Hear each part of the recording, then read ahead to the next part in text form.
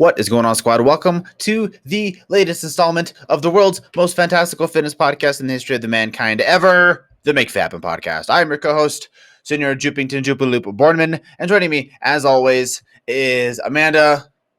I know you touched my drum set. Kim. What's going on, Miss Amanda? How are you doing on this lovely first ever football Sunday? Fuck you, Brennan. I'm gonna roundhouse your ass. I'm gonna roundhouse your ass. I know you touched my drum set. I know you touched my drum stick because there's a chip in it. And Cops doesn't start till 4. Exactly. You're sweating, and Cops doesn't start till 4. It's still one of the greatest movies of all time. Yes, definitely.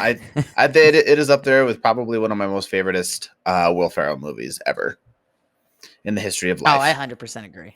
I don't know what my other one. Yes. Actually, Step Brothers, and I think The Other Guys is probably one of my other favorites. The Other Guys is pretty good. I have to give you that. Talladega Nights might be my second favorite. Ooh, you're right. That was a good one too.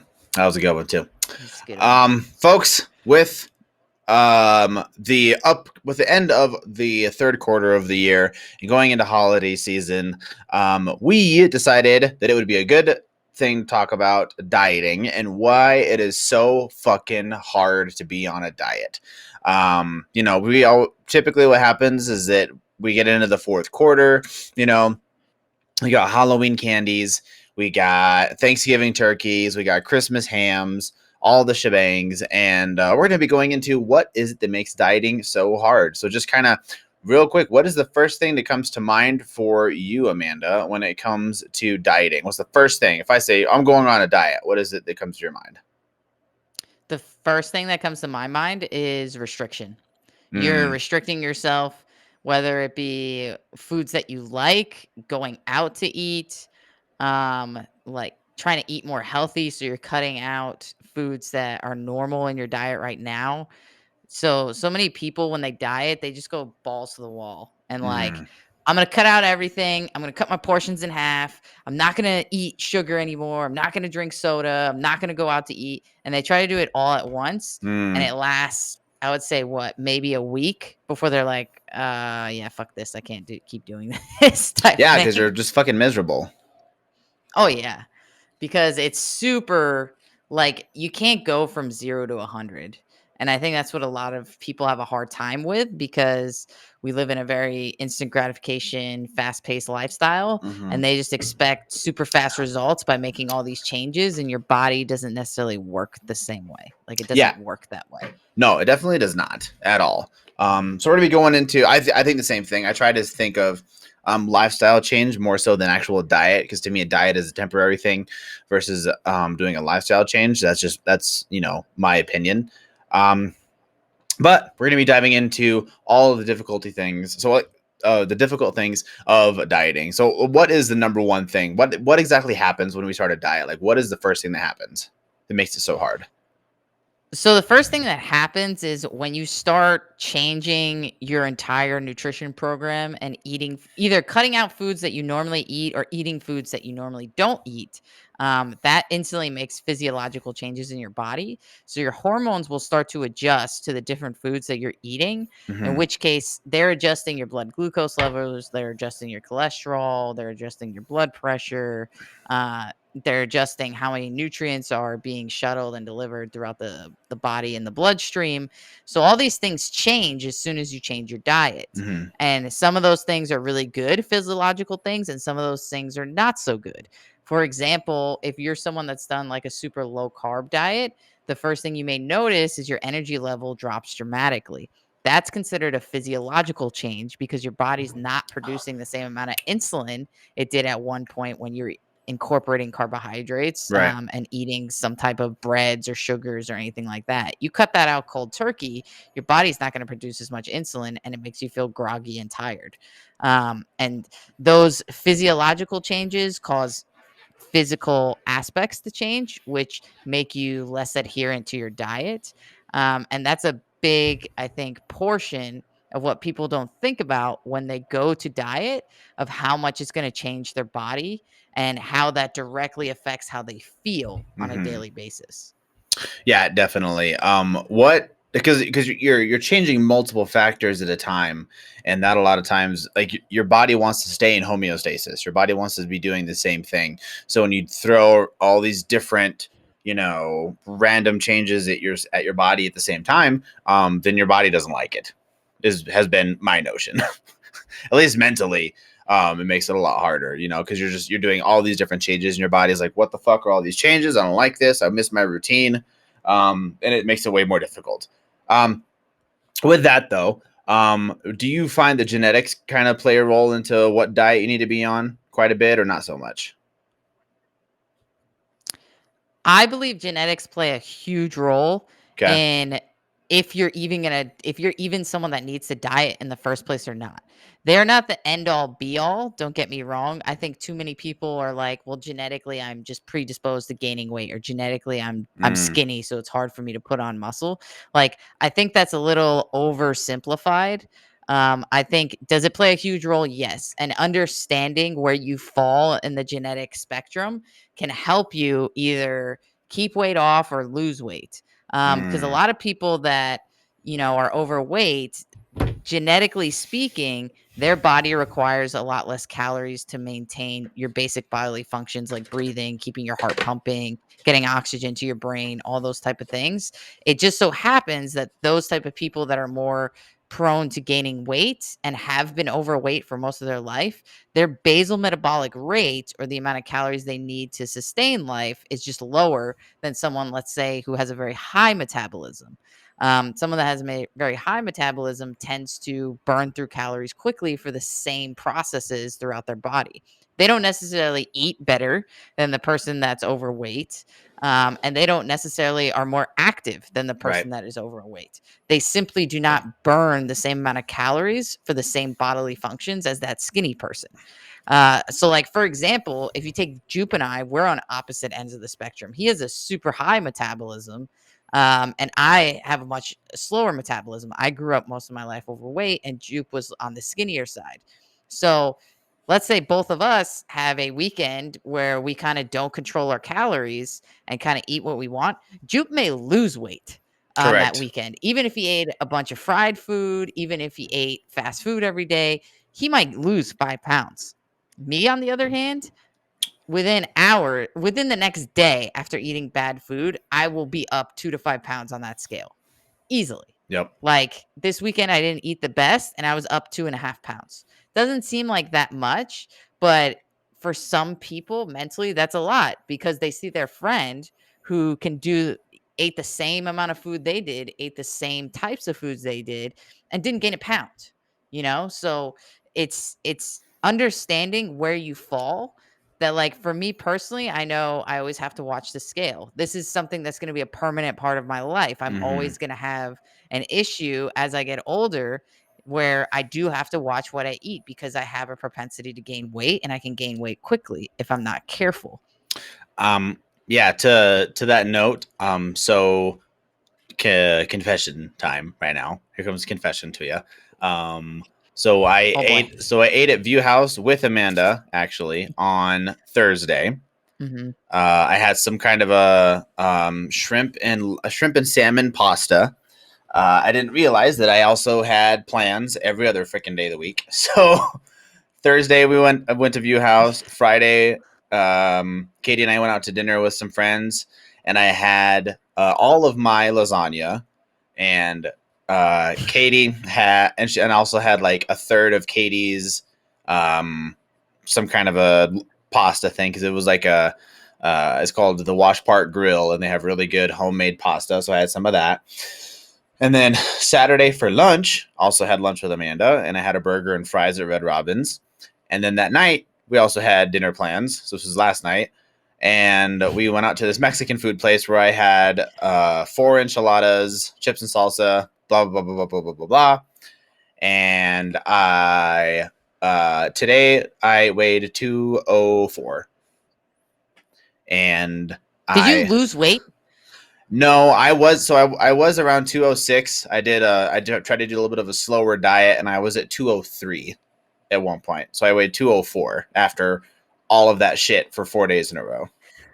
So That's what I mean, though. yeah. You ate like a house and you gained 1 pound. And I guarantee you, if you just went back to your normal eating today, you'll be 2 pounds lighter tomorrow. That's correct. That is correct. So Like me, like me, if I gained that pound, it would take 3 or 4 days for that pound to completely come off of me. correct. Like that just shows you the difference in metabolisms there. You Right. know, it's just like my body, even in the fact that I'm smaller than Jupe and I'm a woman, that's one aspect of the genetics, right? But let's say I was like Jupe, same height, same weight, same, everything like that is the same, but I ate exactly like he did. My body just doesn't require as many calories as his body does to maintain his muscle mass, to keep his weight the same. Mine requires significantly less. So overeating to that degree would cause me to gain more weight than Jupe would, And it's instead of getting mad about it, you have to just come to terms with it and be like, okay, like this is how my body works. I got to play to his strengths and play to his advantages and understand mentally that I'm going to have to keep track of what I eat and I can't be like my friend who can eat whatever they want and not really gain weight. I have to really be careful about what I eat and it's going to be a lifelong thing. Correct. Yep. Unfortunately, it is what it is. Mm-hmm. Oops. So, Eisenhower. With that being said, going on to the next thing. One of the reasons why I always eat so much is because I have a hard time gaining muscle. From a trying to get big and strong perspective, which is why I don't like dieting as well. Just because one of the things that happens is that you tend to shrink, right? Right. And you tend to get smaller and you tend to lose muscle mass and all that stuff. And that's the opposite of what you're trying to do. yeah, I can feel it. When I start to diet, I can feel it. Also might just be my psychological body dysmorphia fucking me up, but I tend to feel that I shrink almost immediately. Does that tend to happen a lot when you're dieting? Like most folks shrink a whole lot, or like how exactly does that play in from a getting small perspective? Yeah. So even if you're not like as fast a metabolism as Jupe is, there is comes a certain point that the longer you diet, the less calories your body will require to function. So even Jupe, who has a fast metabolism, as he continues to lose weight, his basal metabolic rate or the amount of calories he needs to just function and maintain will get lower. In which case you have to continue to cut calories in order to continue to lose weight.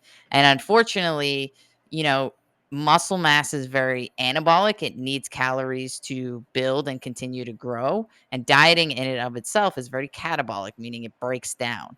So when you're dieting, it's inevitable that you will lose some muscle mass as you continue to diet.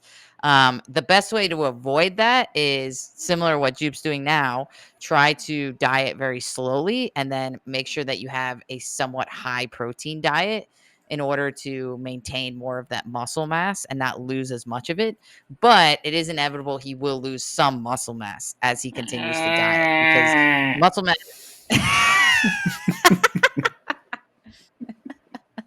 Was that a dying like pterodactyl?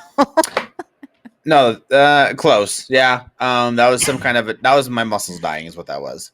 That was my soul breaking Weeping. from all of the gains that I have been making during this weight gain cycle. That was me crying my face off with sadness for all of the death Oh, to my man. gains is what that was. Yeah, something like that.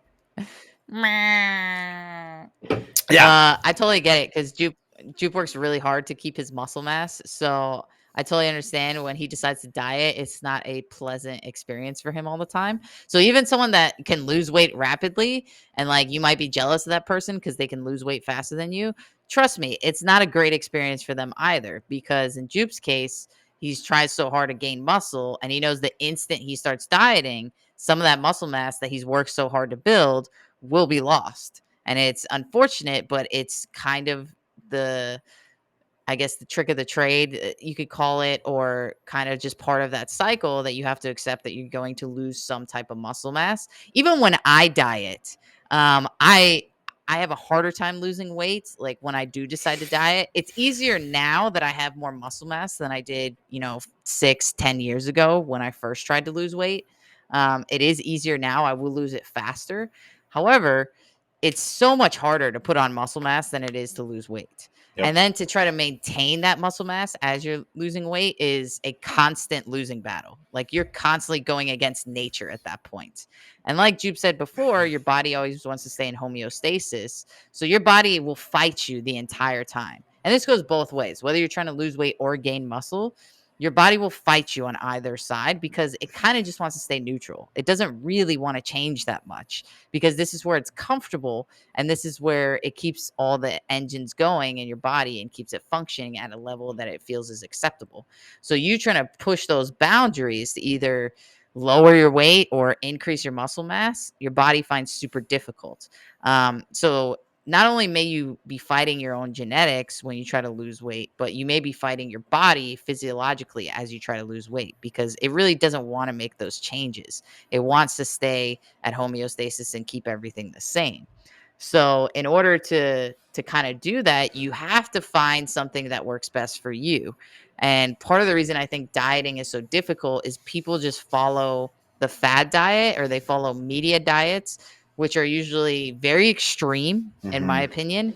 And they're short term. Like this is like a 16-week, this diet or a 8-week cleanse or yada yada yada. And none of those things are teaching you how do I keep this weight off once I lose it. And I think that's a huge reason why so many people that when they do lose weight, they just gain it back within 6 months to a year.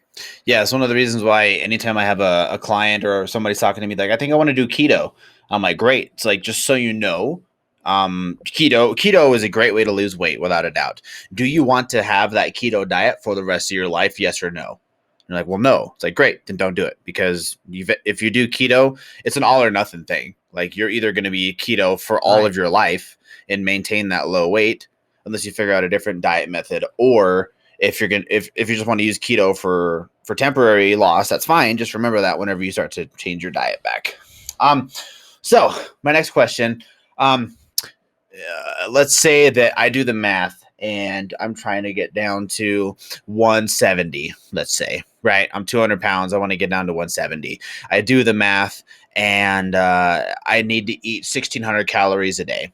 Why don't I just cut down to 1,600 calories and just eat 1,600 calories to stay at that weight? I can do that, right? So the reason you wouldn't want to do that is because let's say you figure out that 1,600 calories is your basal metabolic rate, right? So one, this is not going to include all your normal activity that you do throughout the day. And keep in mind, basal metabolic rate is different from resting metabolic rate. So basal metabolic rate would be as if you slept for 24 hours. So your body is completely at rest. That's when it's burning as little calories as possible just to keep it going. Resting metabolic rate is including things like sitting or standing.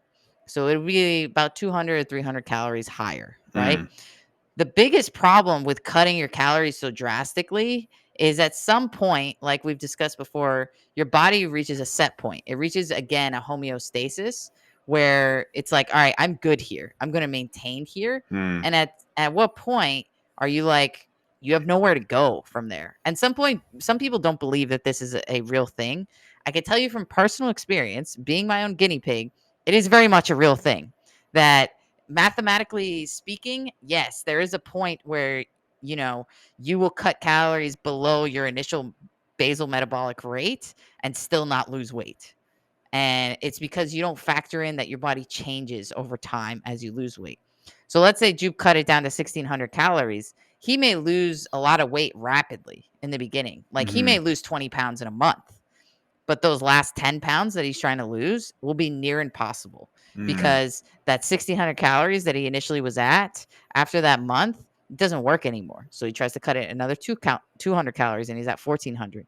Guess what? Still not working. He still either loses like maybe 0.1 or 0.2 pounds or he doesn't lose any weight at all. And it's because his metabolic rate has gone even below that, where in order for him to continue to lose weight, you have to cut it even more. And to me, once you start getting for a guy, once you get 1,500 calories or below, you can't maintain that. Like there's no way you're going to maintain that long term. Because even the average guy, unless you're like 5'2", most guys need at least 1,800 to 2,000 calories to maintain. Yeah. So to cut it below that is insanity to me. So what's let's touch base on the folks that are eating under their basal. Like for example, let's say we have somebody that that is having a hard time losing weight and they keep saying like I'm barely even eating anything. Like how do we combat that type of a thing when it comes to dieting? So I've experienced this before. There was probably a 6 to 8 month period where I ate 900 calories or less a day. And the problem with that was I was lifting weights at the same time and I was doing cardio every single day. Probably lifting weights at least 5 or 6 days a week, but I was doing some form of cardio for 30 minutes all the way up to an hour, 7 days a week. Jeez. Right. And I hit a point where I was not losing any more weight. And the problem occurred where basically I was imagine a hamster running on a wheel. He's running and he's working really hard, but is he really going anywhere? Right. No, right? He's just going in place. And that's where I was because the muscle that I was trying to build from weight training, I was instantly burning because I did not have enough calories to maintain that muscle. So my body composition didn't change. How I looked did not change. I can tell you that for a fact. I looked exactly the same 6 to 8 months later, even eating that little calories. And I felt like crap majority of the time. Majority of the time, I was very lethargic. I was starving all the time. I couldn't sleep because I'd wake up at 2, 4 a.m. because I was starving. And I just would try to force myself to go back to sleep. And I would refuse to eat something. Like, that's the problem is like my willpower was super high. Like, I had it in my head that this is the only way it's going to work. And I would just like push myself through it. But a little bit of that was like super stubbornness too. Right. And what I figured out was there was a certain point where I couldn't maintain it anymore. And I decided that I needed to make a change. So what I had to do was slowly increase my calorie consumption over increments of time. And what I mean by that is I maybe ate 50 to 100 calories. Like let's say I was eating 900 a day, I would go to eating 1,000 calories a day for a week to 2 weeks. If I may have gained like half a pound during that time, but I would wait until my weight settled out for 2 to 3 days, and then I would increase the calories again. Because at that point, what you have to do is you have to teach your metabolism in a similar way that you brought it down to that level. You then have to build it back up to a maintainable level. And that's the most difficult part, and that's called reverse dieting. And it's super complex, and honestly, you need a professional to do it for you. I would not recommend doing it by yourself. But at some point, if you didn't reverse diet, what most people do is just completely fall off the wagon. And then the next thing they know, the 20 pounds that they lost, they just gained it within 2 to 3 months. Right. And that's the problem with trying to maintain dieting for long periods of time, one, and two, trying to diet that quickly to that low of calories, why it doesn't work. And why I've had clients that are like, I'm only eating this many calories.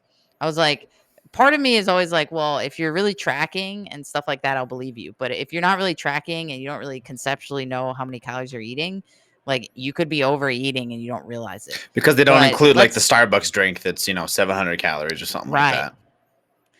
Exactly. That's the biggest one. People who drink their calories, they don't include it in their daily intake. And then the next thing you know, they're drinking almost 1,000 calories.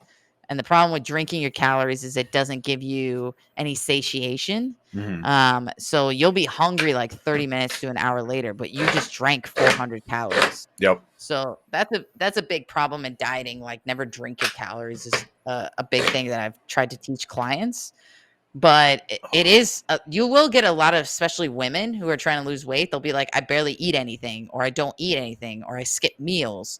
Well, you've kind of sabotaged yourself in a way by doing that, because you keep lowering your set point for your calories. And at some point it's, you can't keep eating 900 calories. You just break mentally. Like you can be the toughest person mentally, but at some point starvation does kick in and you're like, you're going to have a day where you eat, all the fried food and the cake and freaking ice cream to end the day off. And you feel like crap.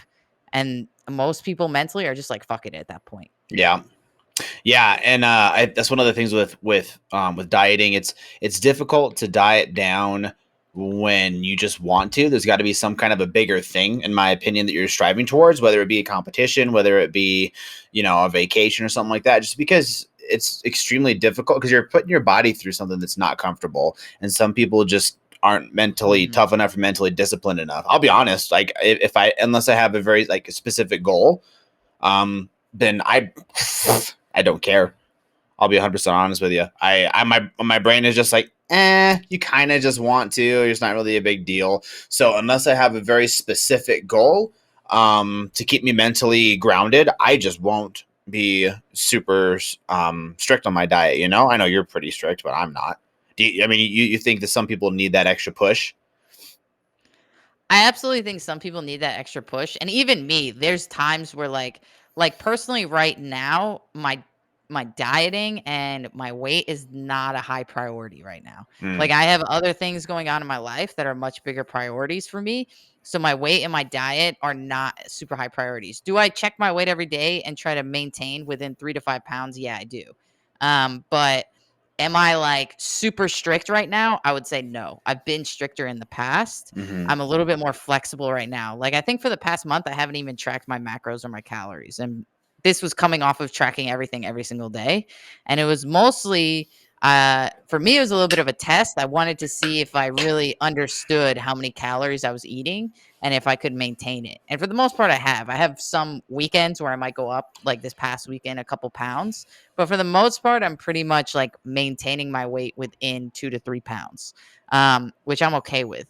Now, starting this week, I'm getting more serious about it because as soon as someone asks me for help or is like, "Hey, I'm trying to get serious about losing weight again," I part of when I go to help someone and I'm with them and I'm living with them, yeah, I'll get super strict again and help them out because I don't hmm want to be that bad influence. But it also helps me because when I was dieting, I was very all or nothing. Yeah. And some people can't do that. Like some people need a little bit more flexibility. They need a little bit more of a gray area. And I can go. It's very easy for me to go from like super strict. Bless you. Oi, blessed. Thank you. Blessed. Uh, it's easy for me to go from super strict to super lenient. It wasn't always that way, but nowadays, like I can turn it on and off as much as I want. Uh, and I think a little bit of that is mental toughness because for 2 years solidly when I was dieting, I was super strict. Like I didn't have soda, and if you've ever met me or known me, diet soda is like my number one crutch. I'll go through a 12 pack easily in a couple of days, like no Mm, problem. But diet soda is like my biggest crutch. And then like just sweets in general are like my biggest crutch. I'm not so much savory, but I'm more like a sweet person. So, but when I was dieting super hard to lose 100 pounds, I didn't drink soda. I didn't eat candy or cookies. I never ate dessert for an entire year. I did wow. not touch a dessert.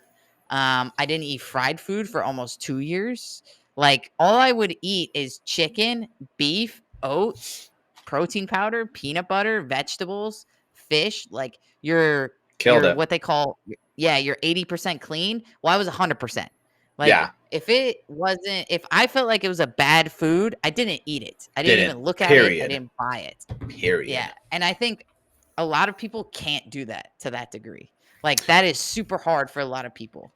And for me, it was like, nope, this is how it's gonna go. I'm totally fine with this. And I was also the person that could go out with my friends and see them eating crap food and not touch it. Like it had no bearing on me because I was hyper focused of this is my main goal and nothing's gonna stop me from getting here. So I'm not gonna allow any outside influence, even if it's right in front of me, to stop me hmm from getting to where I want to be. Nice. I'm definitely a gray area person. Don't think that I have that kind of discipline like you do. I definitely need to have like some give me room, just because I feel like I personally go absolutely freaking nuts, without a doubt.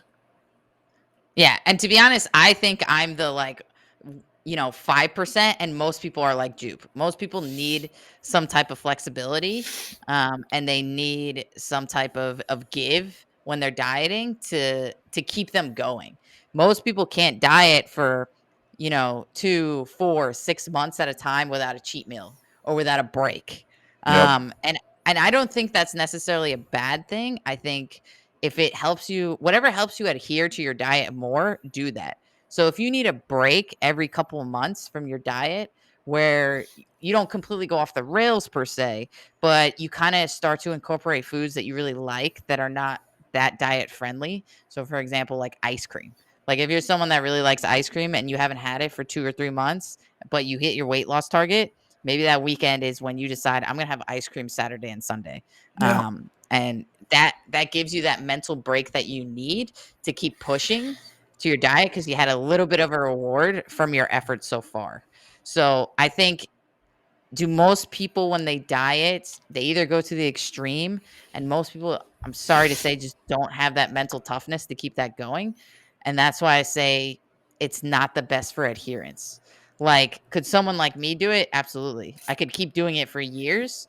Would my body eventually start to break down because I'm not eating enough calories? And like the big thing that changed me was my goals to gain muscle. I saw no difference and I knew I had to make a change in my diet. That was the biggest thing holding me back, not necessarily my workouts were holding me back. So it's a little bit of know where you are mentally and know what your triggers are and figure out what works best for you. If you're someone that like, no, I just need to be strict for this set amount of time, and then once that set amount of time is over, I'll start to incorporate foods that I like again, then do that. But if you're someone that is like, you know what, I hit my goals like one after a month or two, and that's when I start to feel like I'm falling off the wagon because mentally I'm getting drained, then take a break for a week or two. And that way you can go back into your diet and be refreshed and put in the same amount of effort that you were for those first month or two that you hit your goals. Yeah, awesome. I love that. Yeah, I'm definitely the latter one. I say it kind of just depends on what my goals are. Same thing, what's going on in life. So like right now, I don't have anything that's super crazy to make me stick to a diet. I was planning on doing something in October, but then our wedding got pushed to December. So now I'm like, why am I going to plan for a fight in October whenever we have a wedding in December? So Right. there's only so many. There's only so many things that your brain can handle to give your attention to. Like I call it your bandwidth, right? Like whenever, like right Mhm. now, someone asked me like, I've had like 3 people in the last couple of days, like, hey, are you looking for another, like, you look like a hustler? You're looking for another stream of income, or hey, I got a really cool project that I'm working on, just for fun, whatever it is. It could be a video game, and I'm like, yeah, I just don't have the bandwidth for anything right now.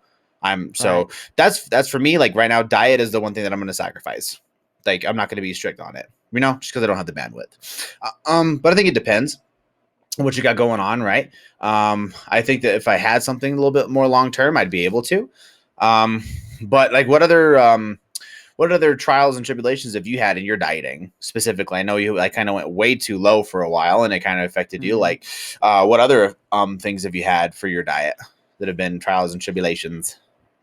I would say there was a point in college where I was super into, I'm going to try to bulk for the first time in my life and I'm going to try to gain as much muscle as possible. And I'll be honest, I probably went a little overboard Mm, because I think I gained almost 30 pounds in the course of a year, which is a lot for me.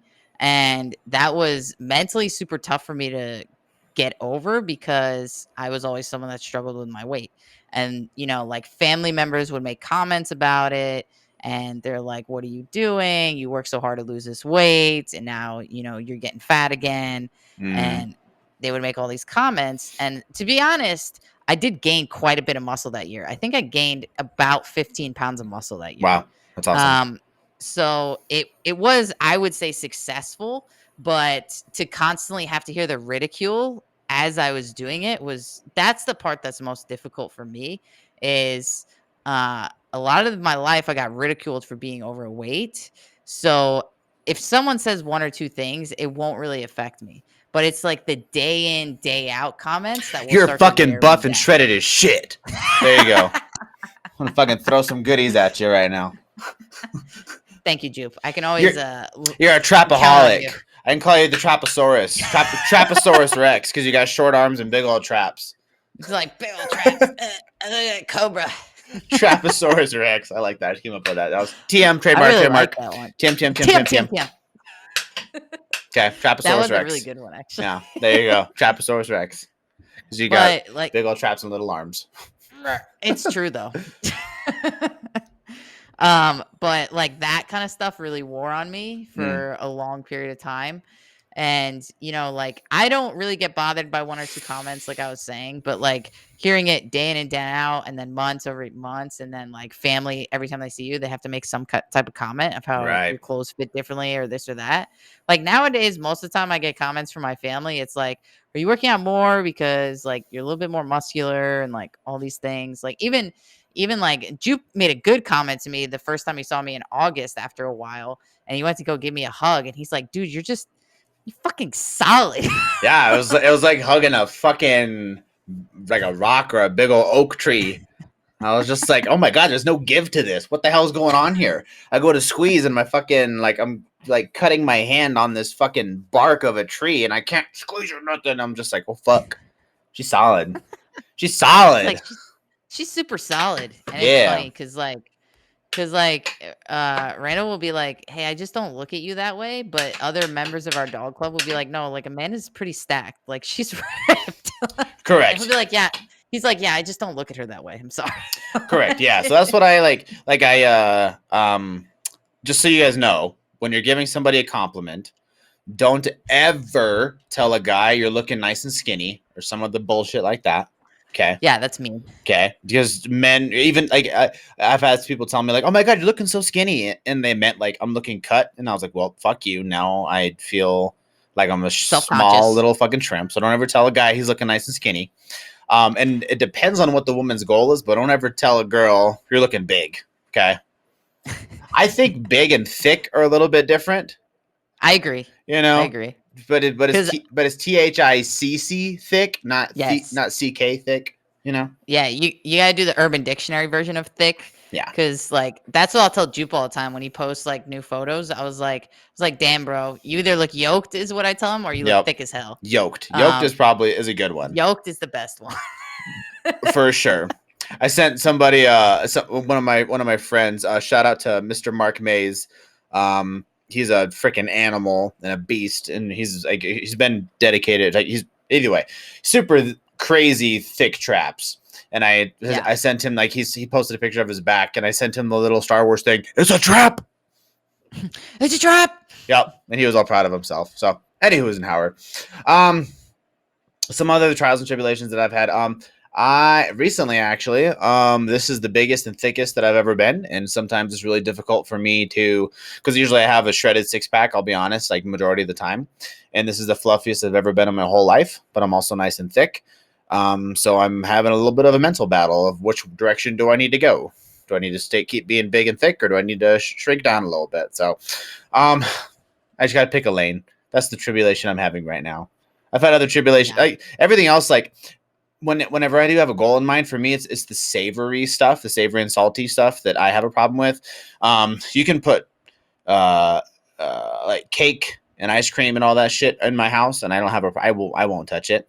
But the second, actually, I take that back. Fruit snacks, does that count? I guess I don't know. I don't really count fruit snacks. Okay, I eat a shit ton of fruit snacks. Okay, we'll be real here. All right, I eat a shit ton of fruit snacks.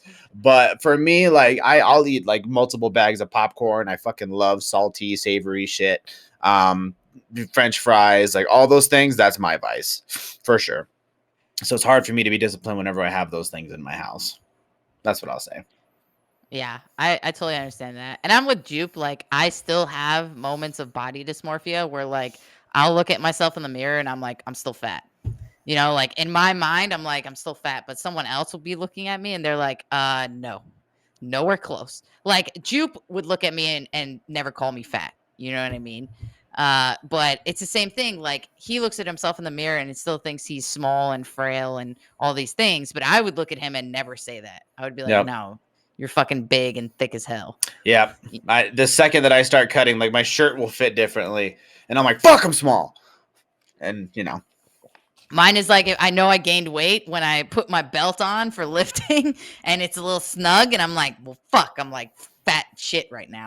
Yeah, I've had to adjust my belt out like 2 notches during this bulk. And I'm like, eek. That's not that bad though, because Eek. usually each notch is a little more than 5 pounds that your weight has gone up or down. So 2 notches is really not that bad. Well, it feels like a lot because I've never had my lifting belt out this far before. So Yeah, I've usually always had to bring mine in because I yeah. started at like the end and then it's slowly gone in after that. Yep. So what other things would you recommend for somebody that they're having a real hard time, being focused, staying on track? Like what were narrow it down to two. What are 2 tips that you would give to somebody that they're having a hard time, physically and mentally with the dieting piece? I would say my tip number one is don't try to change everything overnight. Because it doesn't last. And if you're someone that especially that has to lose a lot of weight, you're in it for the long haul. So you got to keep that in mind and realize that you're running a marathon and not a sprint. Yep. And make small changes over time. Don't try to go 100 miles an hour because you'll never be able to maintain that. And then my second recommendation is kind of experiment a little and really find what works best for you. Like if you're someone that is dieting for a long time and you did low carb and you're starting to notice like some bad side effects, especially mentally and physically, then change it up, do something else for a month and see if it works. As weird as that sounds, nutrition is really not an exact science because we don't have a ton of human studies. So in order to really find what works best for you, you need to kind of be your own guinea pig sometime and do a little bit of trial and error and see what works best for you. Boom, y'all. That's some good info. I just retweet what Amanda said. I love that. Y'all. Retweet. A retweet. Yep. Guys, this has been the latest installment of the Make Fit Happen podcast. Y'all, it was on nutrition. We've got some good stuff planned coming up. But we're not going to spoil it here. Just keep on tuning in. Until next time, y'all. Love, peace, and protein. Peace.